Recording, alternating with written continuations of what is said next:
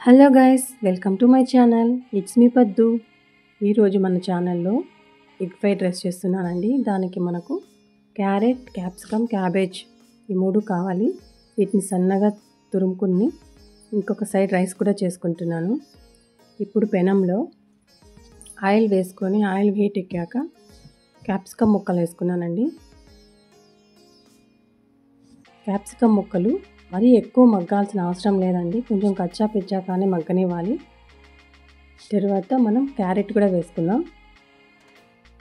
దీన్ని కూడా నేను తురుముకున్నానండి. మీరైతే కట్ కూడా చేసుకోవచ్చు, ముక్కలు కూడా వేసుకోవచ్చు. రెండింటిని బాగా కలిపి కొద్దిగా మగ్గనివ్వాలి. ఇలా మిక్స్ చేసుకొని కాస్త మగ్గనిచ్చిన తర్వాత ఇప్పుడు మనం తురుముకున్న క్యాబేజీని కూడా వేసుకుంటున్నామండి. దీన్ని కూడా నేను తురుముకున్నానండి. ముక్కలుగా కట్ చేస్తే పిల్లలు తీసి పక్కన పెట్టేస్తారు, అందుకని ఇలా తురుముకున్నాను. ఇప్పుడు ఇందులో తగినంత సాల్ట్ వేసుకుందాము. తగినంత సాల్ట్ వేసుకోండి. తర్వాత మూడు మిక్స్ అయ్యేటట్టు బాగా కలపాలి. ఇలా మొత్తం మిక్స్ చేసుకోవాలి. ఇది ఫ్రైడ్ రైసే కాబట్టి ఎక్కువ మగ్గాల్సిన అవసరం లేదండి. మరోసారి మనకు రైస్ రెడీ అయిపోయింది, వేడి రైస్. ఇది కాస్త మగ్గిన తర్వాత ఇప్పుడు మనం కాస్త పెప్పర్ వేసుకుంటున్నామండి, 1/2 స్పూన్ పెప్పర్.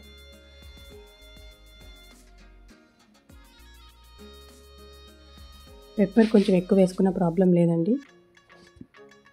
చెక్క లవంగ పొడి అండి. గరం మసాలా ఉంటే గరం మసాలా కూడా వేసుకోవచ్చు. నా దగ్గర లేదు కాబట్టి నేను చెక్క లవంగ పొడి వేసుకున్నాను. లెమన్ అండి. కొంతమంది వెనిగర్ వేసుకుంటారండి ఫ్రైడ్ రైస్లోకి. నేను ఎప్పుడు బయట వస్తువులు ఎప్పుడు యూజ్ చేయలేదు.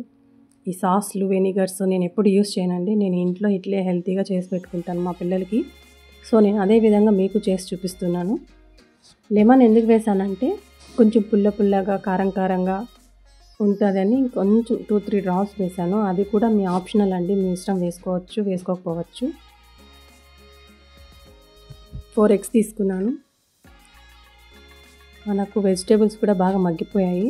సో మనము ఎగ్స్ వేసుకునేద్దాం.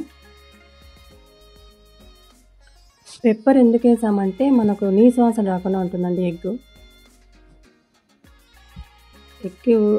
కానీ ఈ ఫ్రైడ్ రైస్లు ఎప్పుడు చేసుకున్నా కానీ ఎగ్, చికెన్ ఫ్రైడ్ రైస్ ఇలాంటివి.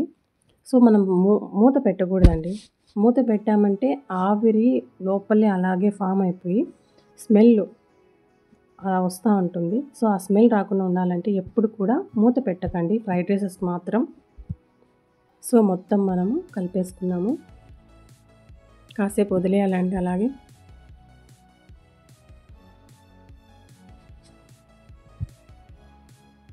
ఇప్పుడు మళ్ళీ ఒకసారి చూసుకుందాం. చూసారా, వేగుతుంది. మళ్ళీ ఎక్కువ కలిపేయకండి.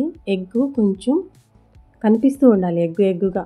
మళ్ళీ ఎక్కువ కలిపేసారనుకో నున్నగా అయిపోతుంది, అది బాగోదు, కనపడదు ఎగ్ రైస్లో.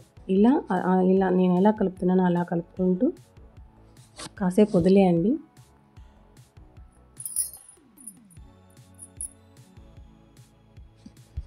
మాకు ఈ స్పైసీ సరిపోదు కాబట్టి నేను ఇంకొంచెం కారం వేసుకుంటున్నాను. కొంతమంది పెప్పర్ మాత్రమే వేసుకొని సర్వ్ చేసుకుంటారు. నేనైతే కొంచెం కారం కూడా యాడ్ చేశాను. మగ్గిపోయిందండి ఎగ్ కాబట్టి నేను రైస్ ఆల్రెడీ చేసి పెట్టుకున్న రైస్ని మిక్స్ చేసుకుంటున్నాను. రైస్ వేడిగా ఉంది, ఎగ్ మిక్సింగ్ కూడా వేడిగా ఉంది. సో కలిపేస్తున్నాను.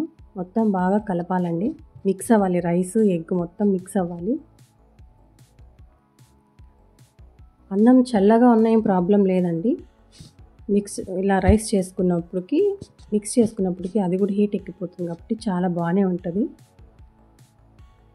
సో ఇలా మిక్స్ చేసుకునేసేయాలి. మనకి ఎగ్ ఆడ కనిపిస్తుంది చూడండి, అలా కనిపిస్తూ ఉండాలి. అప్పుడే టేస్టీగా పంటి కింద ముక్కలుగా పడుతూ ఉంటుంది. అంతే అండి, మన ఫ్రైడ్ రైస్ రెడీ అయిపోయింది.